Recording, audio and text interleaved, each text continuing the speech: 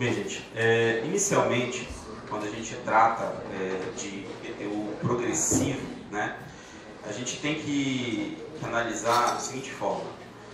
O IPTU progressivo, ele é uma punição.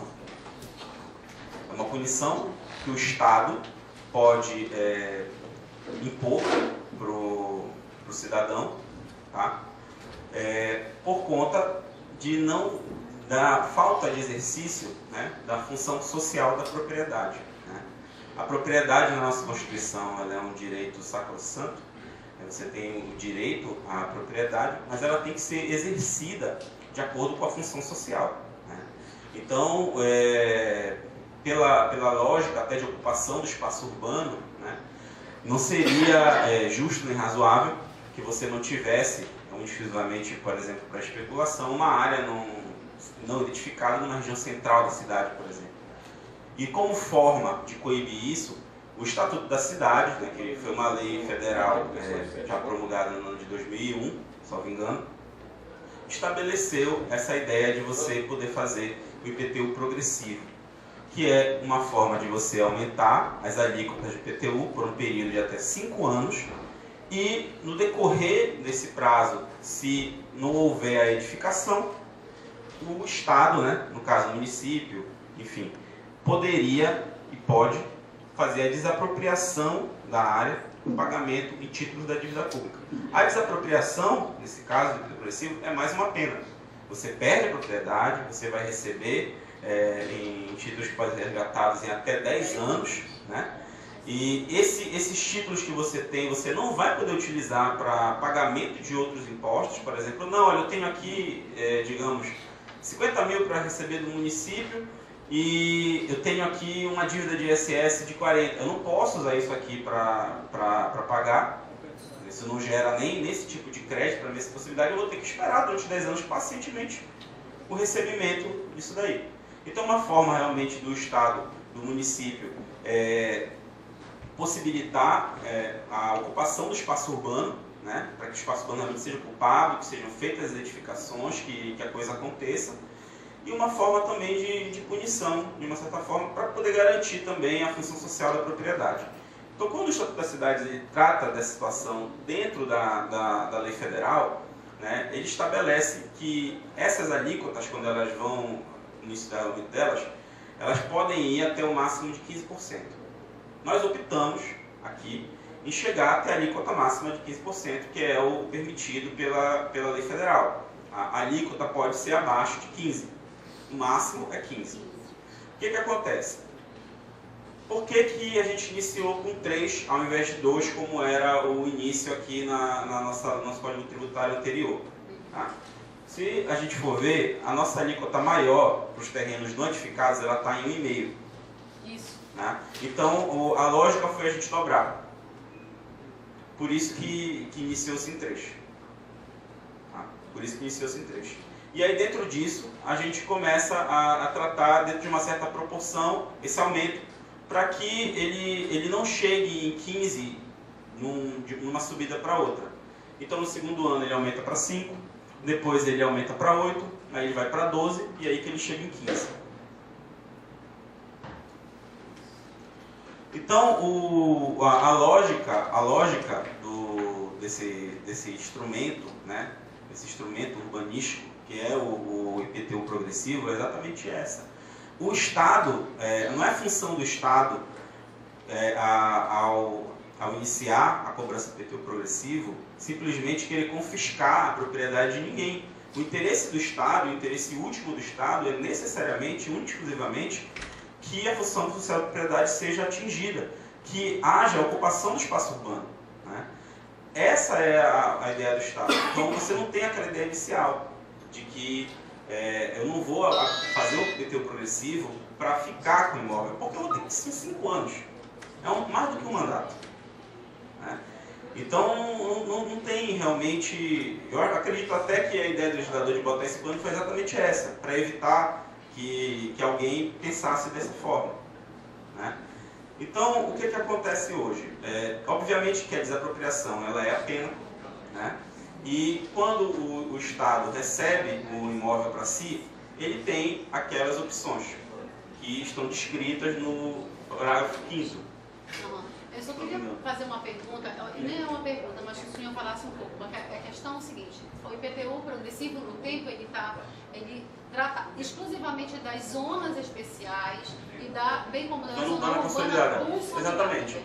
Até porque o IPTU ele é imposto para a zona urbana exclusivamente. Para a zona rural você paga o ITR. Sim, eu gostaria de fazer uma observação, assim, uma comparação. Exemplo, você tem um terreno, eu mexi aqui, você tem um terreno, de repente, numa zona consolidada. O que é a zona consolidada? É que tem algum beneficiamento lá, não é isso?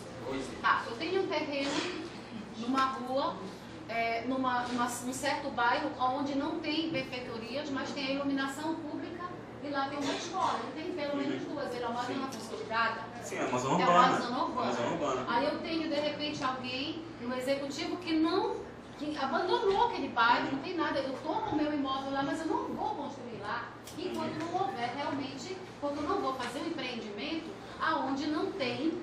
Deixa eu ficar aqui. Como é que eu vou fazer um empreendimento num bairro onde simplesmente ele está abandonado? Aí o prefeito não fez nada durante 5 anos naquele lugar. Aí eu não construo, certo, mantenho, mas eu não vou construir. Por quê? Como é que eu vou fazer investimento numa área que não tem, gente, nada, nem água? Aí eu vou perder o meu imóvel? Então, assim, vamos procurar um mecanismo, vamos agir, também olhando o lado de quem está aqui. A gente precisa ter esse pensamento. O que é que nós podemos acrescentar aí para amarrar? A minha proposta é que nós criemos algum elemento, criaremos aqui um artigo, faremos uma emenda aditiva, que se não tiver benfeitorias no local, e aí eu quero saber com o nosso jurídico, com o senhor, se a gente pode estar colocando aqui. Eu aceito, eu acho que é louvável a questão do desapropriamento, porque é necessário, que tem pessoas que realmente abandonam seus terrenos e ficam ali juntando água, sendo motivo de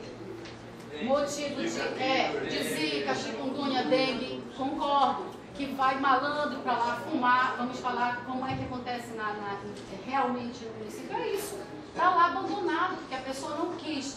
Outra coisa é a pessoa comprar um imóvel esperando que aquela área haja uma progressão e não houve a progressão. Aí eu vou perder o meu imóvel por culpa de um executivo que não trabalhou. Então, gente, eu penso que nós temos que ter aqui, aí eu quero opinião agora, porque eu quero ouvir, aqui tem o executivo e tem o legislativo, mas vocês são soberanos. E eu quero a opinião de vocês aqui nesta audiência, se a gente deve aprovar o IPTU dessa forma, ou se deve criar um mecanismo que amarre e que não haja desapropriação se não houver investimento do executivo.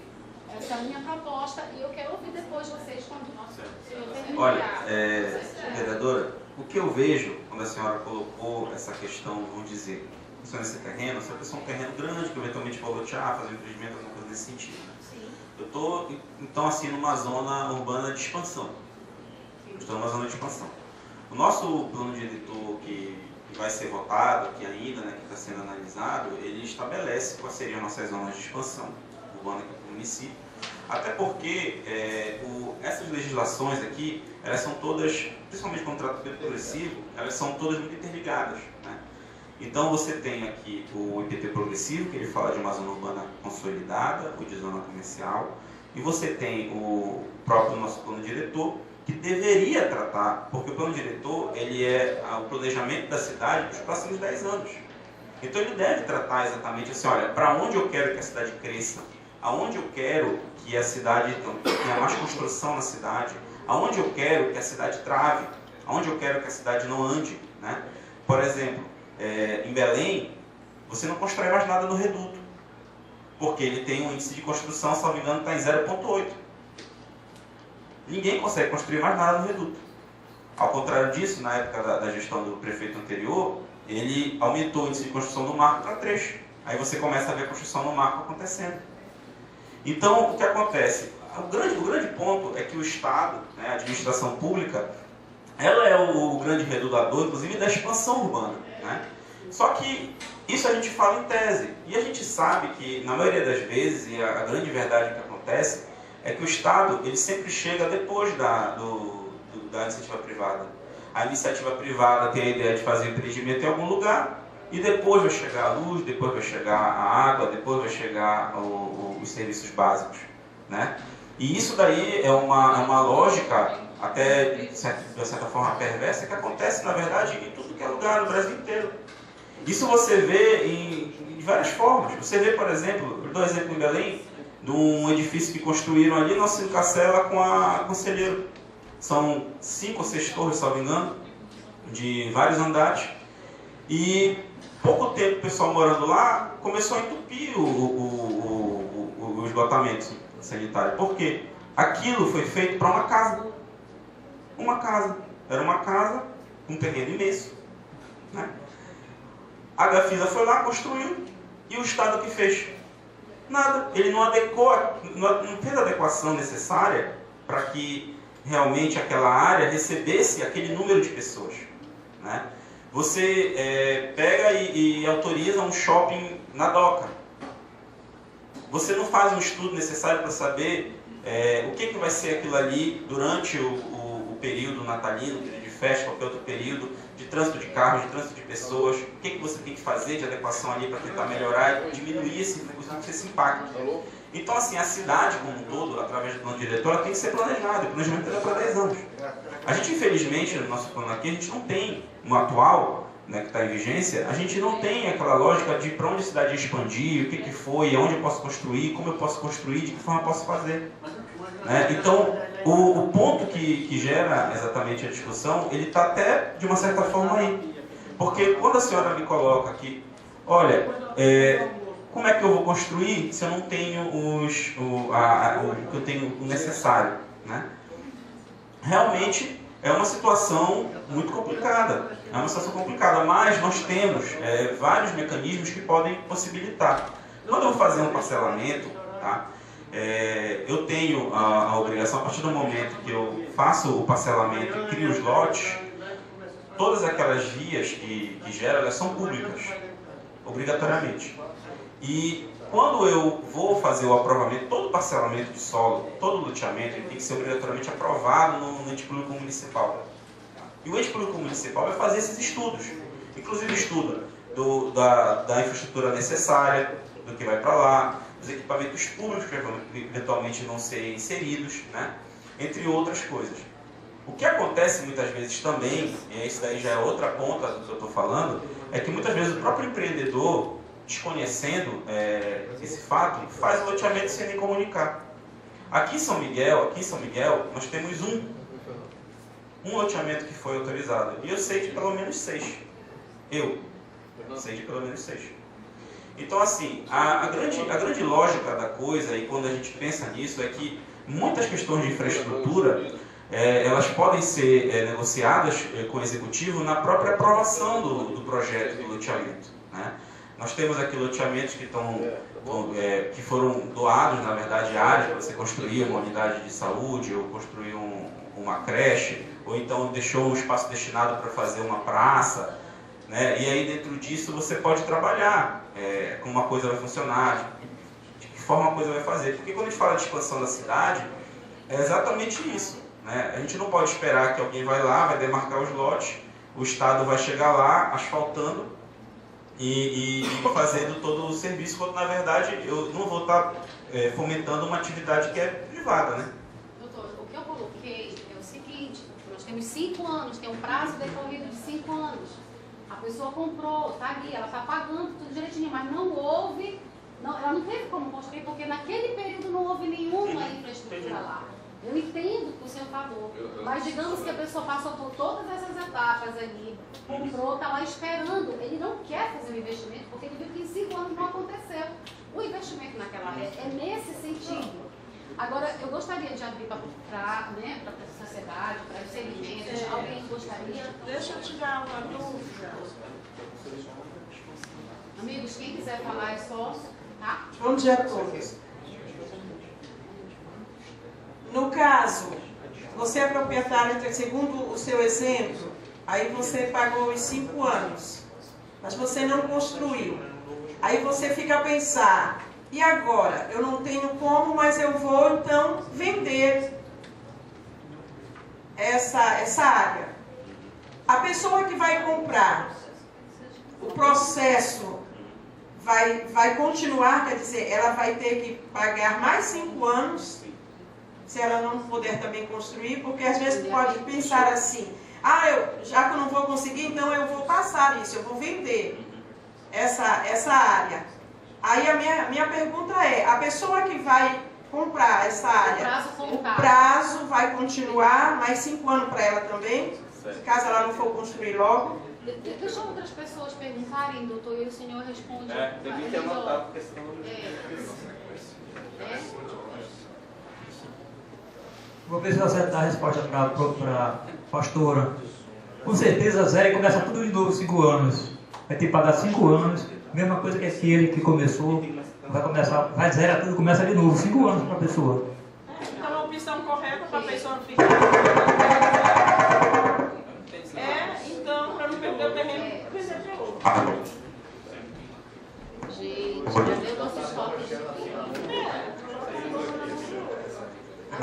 Pode falar, desligue, só consegue? Se quiser vir aqui na frente, o espaço é pequeno, dá pra gente não parar.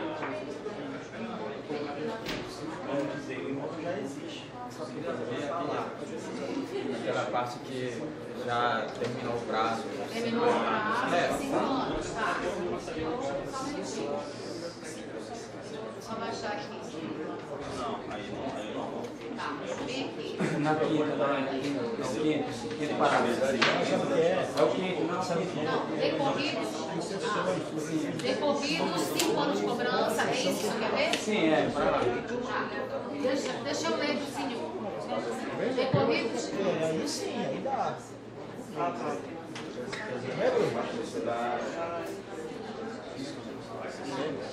Aí dá, né?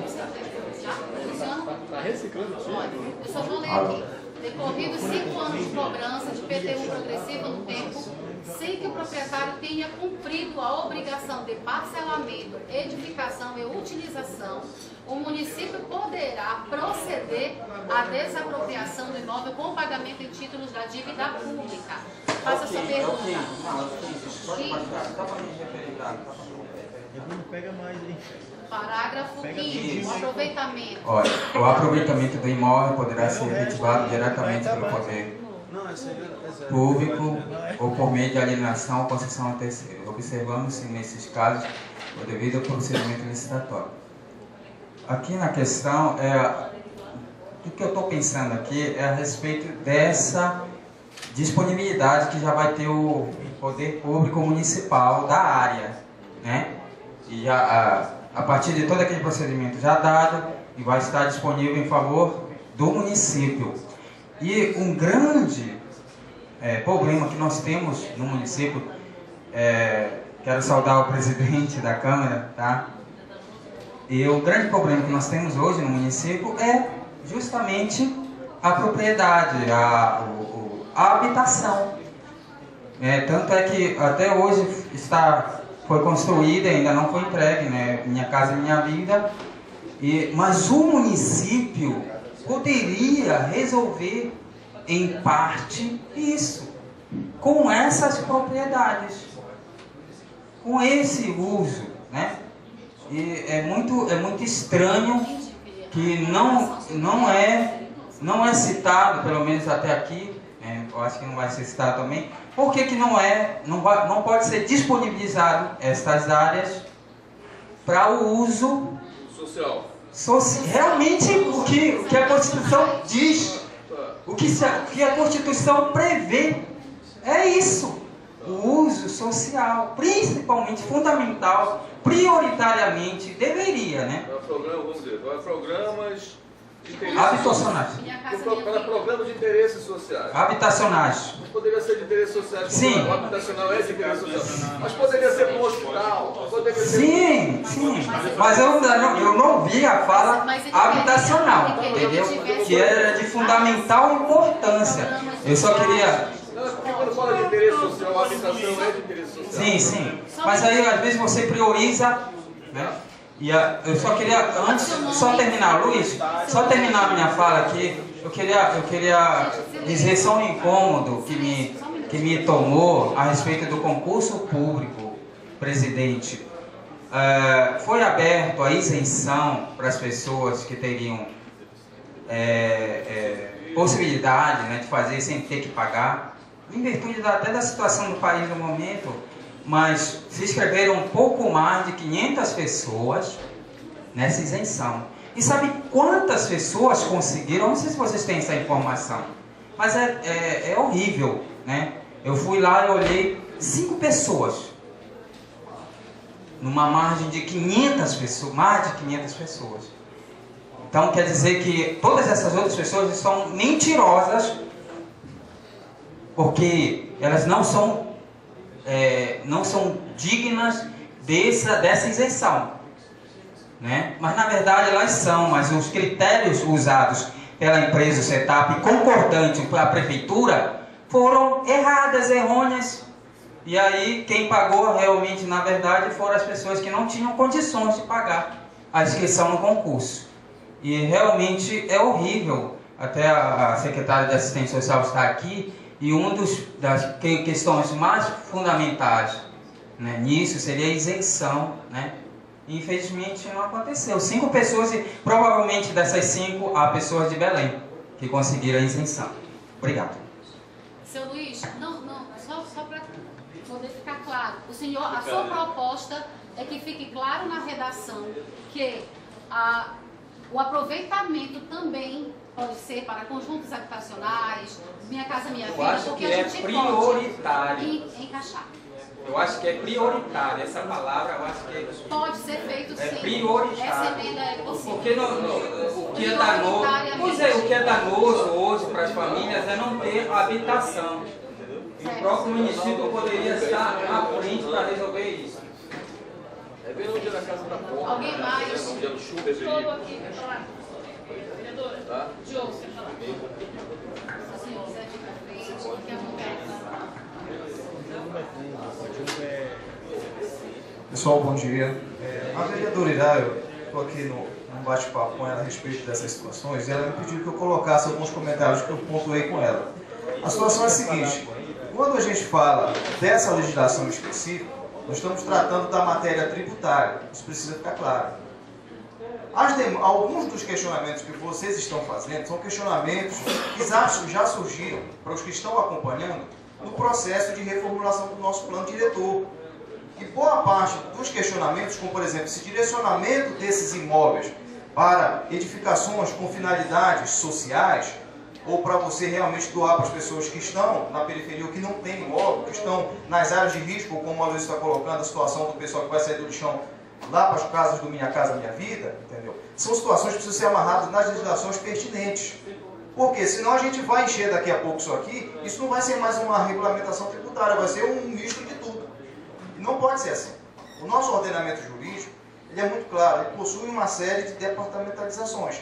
Então aqui nós estamos tratando da questão tributária. Lá no plano diretor, que por sinal nós já fizemos um conjunto de audiências nos bairros, nas localidades da zona rural, uma audiência de validação, uma conferência sobre o plano diretor. Então nós já fizemos uma série de eventos onde a população, boa parte dela infelizmente não compareceu, foi convidada.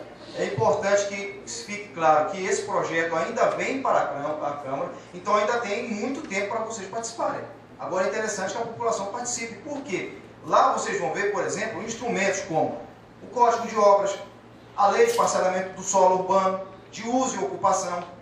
E aí nós vamos definir nessas leis, sim, quais são os locais que vão ser exclusivamente residenciais. E aí você amarra essa questão, por exemplo, do uso desses imóveis que podem, eventualmente, ser desapropriados. Você pode dizer que na área preferencialmente urbana, ou, aliás, residencial, ou, por exemplo, na preferencialmente ou na exclusivamente comercial, que é o que a gente pretende fazer, para evitar a situação da Vila França. A Vila França é uma situação como essa. Você tem um monte de indústrias que originalmente estavam numa área industrial e hoje estão encravadas em uma área residencial. E agora? O meio ambiente está cobrando, a população cobra, a poluição é grande, os problemas por conta do fluxo dos veículos pesados é grande, os empresários não estão errados porque eles estavam à época em que se instalaram em uma área industrial, a população também não tem todo o seu erro porque se instalou pela necessidade de ocupar uma área, de ter uma residência na sede do município, e aí nós precisamos disciplinar isso aonde? Na lei que de fato regulamenta a matéria. Então é importante que fique claro que esse projeto aqui é o projeto em termos de questões tributárias. Os eventuais desdobramentos, não é isso, doutor Eli? Eles têm que ser feitos nas legislações pertinentes a cada uma das matérias que os senhores e as senhoras estão colocando. Então, por exemplo, nesse caso, o que é que nós vamos fazer com os lotes desapropriados? Eles têm que ser colocados, entendeu? Na lei que trata dessa situação, o que é que nós vamos fazer?